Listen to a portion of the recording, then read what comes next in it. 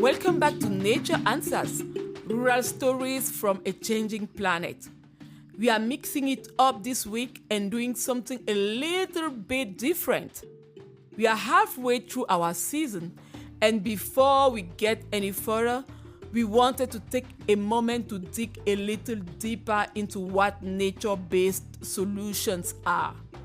If you have been listening to Nature Answers for a little while, you have probably heard us explain and talk about nature-based solutions to climate change.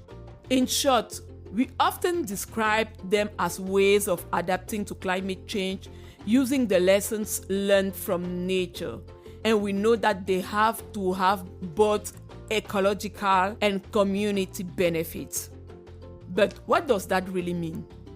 Today, we are traveling to Burkina Faso to meet Farm Radio International's nature-based solutions specialist. Sareme Gebre, as her title suggests, is an expert in nature-based solutions. But she has also worked in international trade, environmental economics, public policy, and corporate social responsibility. She's got a degree in sustainable development and environmental economics, and she has plenty to say about what makes a nature-based solution. Here, she is talking with Nature Answers producer and editor, Tara Sprikhoff. Welcome. Before we begin, can you please introduce yourself? Sure. Hi, Tara. Very happy to be here with you. My name is Sareme Gebre. I'm the nature-based solution specialist for Farm Radio International. I have a background in economics, but I also specialized in environmental economics and sustainable development. What brought you to wanting to work in sustainable development and, environmental issues? Well, when I studied economics, I realized that economic issues are very much related to social, environment, and economic aspects of our daily lives. So for me, it's to have like a global picture and to have pragmatic approach for dealing with, economic issues. That brings us to today's topic a little bit, which is nature-based solutions. So I know for many people out there that's a very unfamiliar word.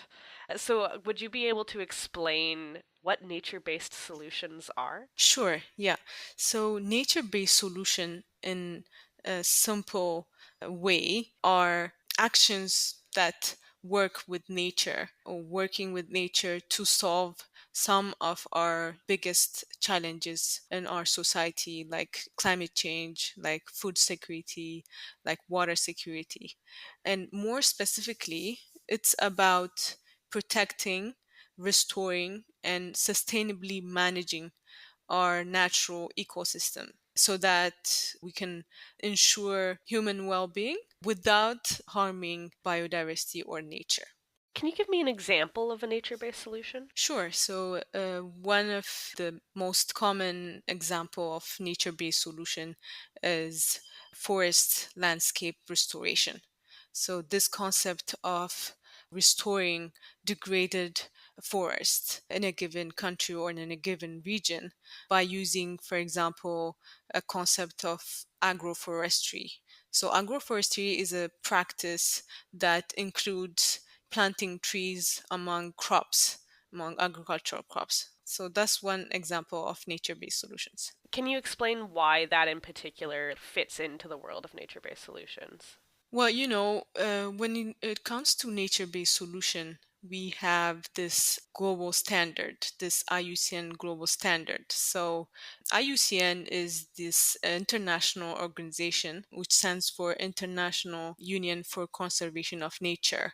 And this global organization worked on this global standard to come up with a basic framework to qualify an action as nature-based solution or not.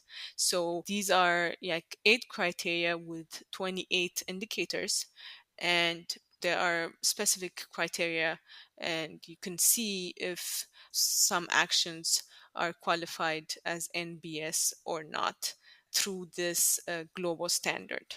Okay, so we've explained what they are and that they're important for ecosystems and things like that, but why are they so important that we are running an entire project on this, that we're doing a podcast on nature-based solutions? What's really the importance of them? To understand really the importance of nature-based solution or the relevance of this concept, we need to go back to the basics, so where it all started.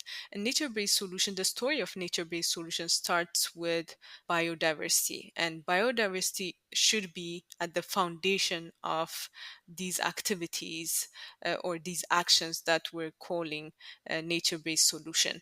And nature-based solution is one of the way to tackle climate change, but also biodiversity loss. These are the two major crises in our world right now. And this concept of nature-based solution is probably one of the best solution for tackling these two crises.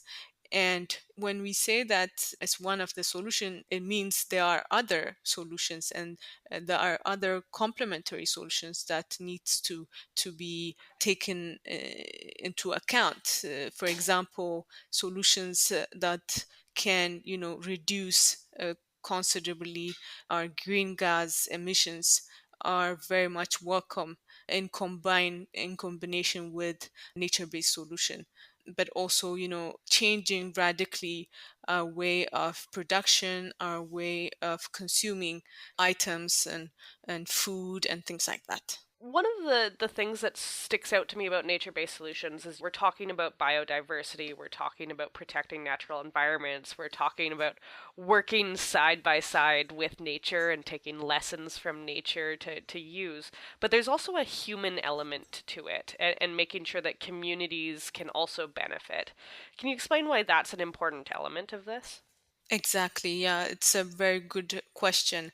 So nature-based solution should also deliver human benefits, whether it is economic benefit, whether it could be, social and environment. So I think if humans, communities or rural communities can get economic incentive in order to implement those actions, and then that would be very much effective, and they will be for sure encouraged to implement those actions that are called nature-based solution. And it's very important for also the sustainability and of these solutions. If we can guarantee long-lasting economic and social benefits, then we can make sure that these communities are actually implementing those actions. So in a way, that the human element is to make sure that these solutions are able to be implemented long into the future, and that communities are willing to work with it and don't have to sacrifice for it.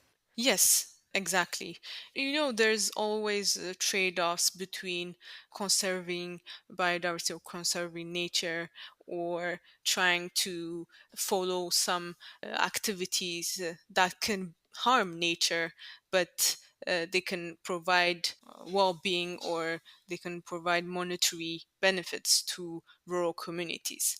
So, in that sense, the fact that nature-based solutions ensure economic benefits, then that would also offset these trade-offs. What do you hope for the future with nature-based solutions? Well, my hope is that rural communities are implementing these nature-based solutions. They understand why it is important to implement those nature-based solutions, and they can fully benefit from them.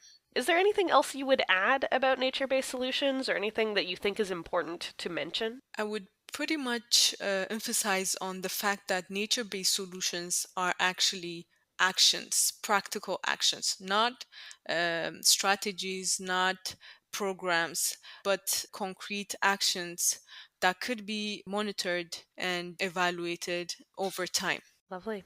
Thank you so much. I really appreciate it. Thank you, Tara.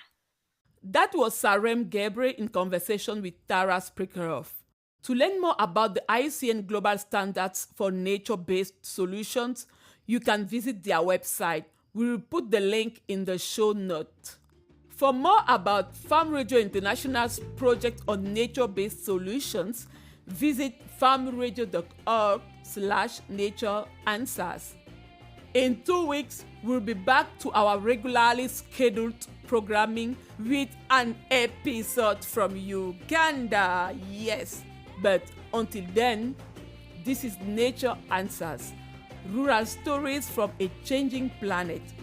I am Martin Morgan, your host, coming to you from Yaoundé, Cameroon.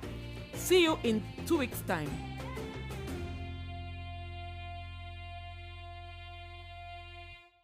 Hi, I'm Tara Sprickerhoff, and I produce and edit this podcast. It's been a pleasure for me to listen to the stories that the students have written and shared on Nature Answers, though we didn't get one of those today. And it's always a pleasure to work with Martine as she records the episodes. The podcast is a production of Farm Radio International, and the students join us as part of an internship program with Carleton University. We wouldn't be able to make it happen without the many, many staff and community members who contribute their time and voices to these episodes. Among them are Sareme Gebre, who you heard from today, Charles Kachota, and Christian Robillard. And of course, this podcast would not be possible without funding from the Government of Canada.